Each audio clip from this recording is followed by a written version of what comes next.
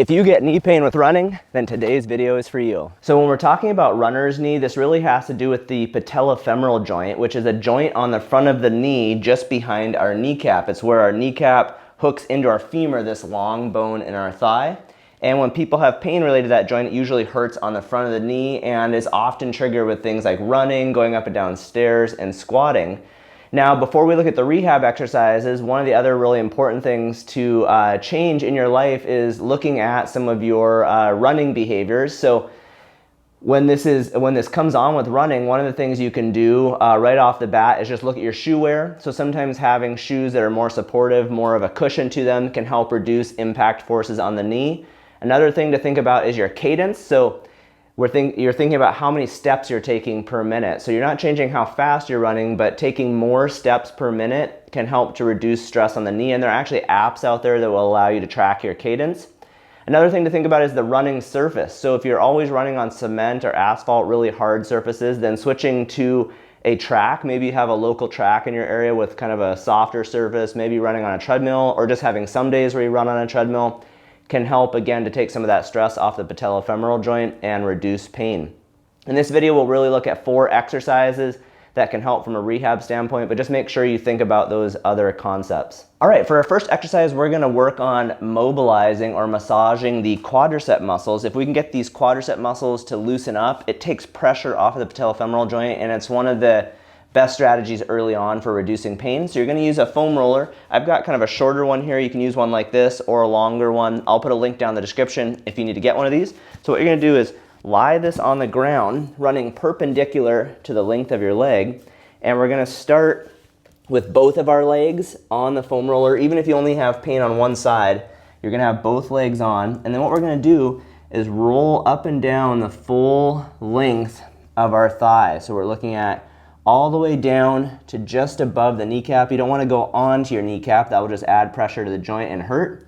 So just go through the full length and kind of just massage those muscles. If you find a spot that's really tender, you can kind of pause, take a few deep breaths, try to get the area to kind of loosen up and relax. And foam rolling is something that I'll usually tell people to try and do every day while their symptoms are more acute. You might spend maybe 1 to 2 minutes working through the muscles each day, and you can do it multiple times a day if you find this to be really helpful. Okay, so this is right on the front of the quads. The other thing we want to do is target the biggest quadricep muscle. It's called vastus lateralis, and it's on the side of the leg. So what we're going to do here is we're going to roll towards the side where we have knee pain, sort of at a 45-degree angle. We don't want to go all the way to the side on the IT band. We're going to be at this 45-degree angle, and then we're going to put weight through our arms and our other leg. This is going to be quite a bit more tender because now all of my body weight is on one leg. Same idea. I'm going to roll through the full length of my thigh, massaging that vastus lateralis muscle. This one in particular often really helps people if they can get this muscle to loosen up. Again, taking pressure off the kneecap. You could even do this as sort of like a warm-up before you go running. You could spend a few minutes working through your quads, kind of getting them loosened up, and then go for your run. So work through there. Again, maybe you end up spending 2 to 3 minutes each day working through both parts of the muscle, and this will help to loosen the quads and take pressure off of your patellofemoral joint. All right, for our second exercise, we now want to stretch our quadricep muscles. Same concept here. If we can improve flexibility in the quads, it will take some pressure off our kneecap and that patellofemoral joint.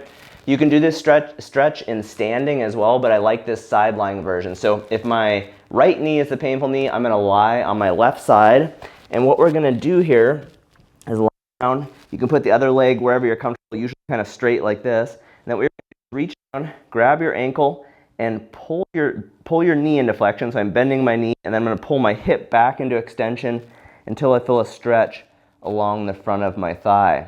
And with stretches, we're looking at trying to get a moderate level stretch and then holding for 15 to 30 seconds and performing somewhere around 2 to 4 repetitions of this each day.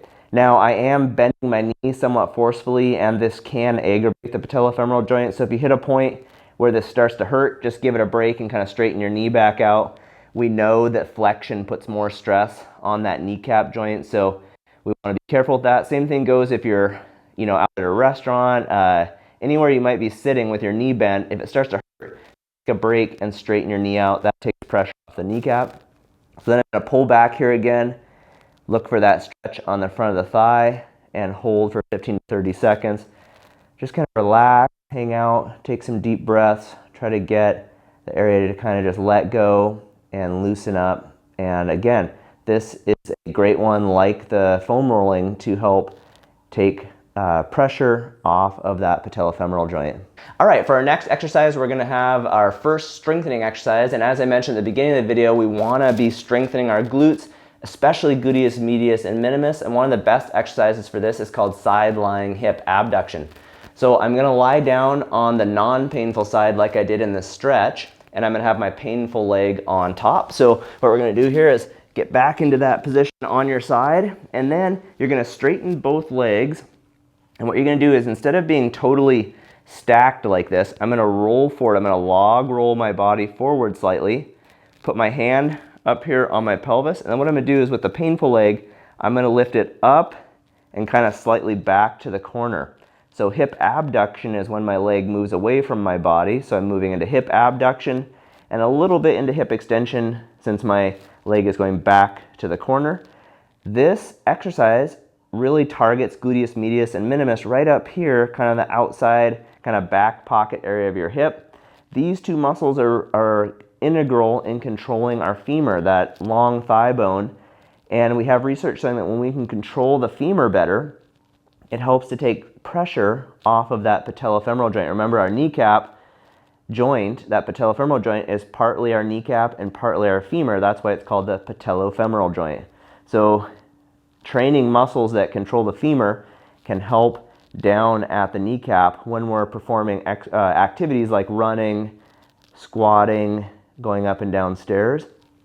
Since this is a strengthening exercise, you're going to think about performing 3 sets of somewhere around 10 to 15 repetitions. Basically just go until you feel a good amount of fatigue up here in these glute muscles. When you hit that point of fatigue, then just rest. Rest for maybe 30 to 60 seconds between sets, and you're going to go for 3 sets of this.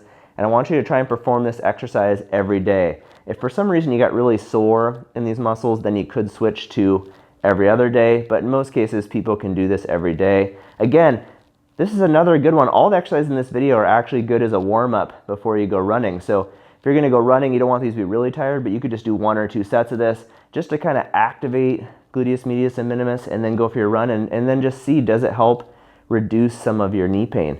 Okay, so that is our third exercise. It's called Sidelying hip abduction.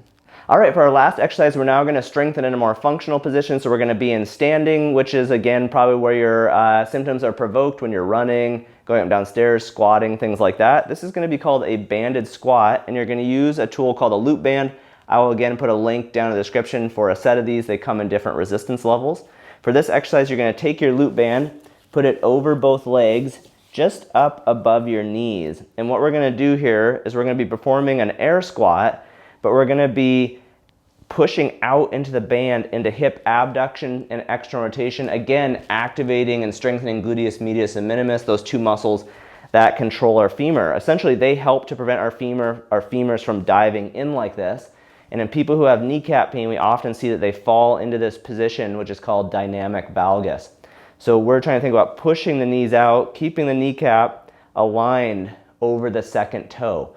So that's kind of your cue you're thinking about the whole time in this movement. So start by pushing out, getting that position, and then we're going to do squats as deep as you can.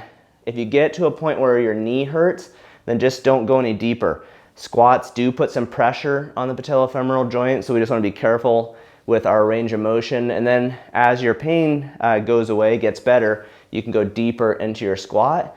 From the side view, you really want to make sure you're sticking your butt back and really activating and strengthening those glute muscles. Think about sitting back into a chair. We're not doing a squat where our knees are coming way forward. That's going to put more pressure on the patellofemoral joint. So in the early stages of rehab, we really want to sit back and make this more of a hip biased movement. Because this is a strengthening exercise, think again about 3 sets of 10 to 15 repetitions to strengthen your glutes and quads. Okay, so that's our last exercise.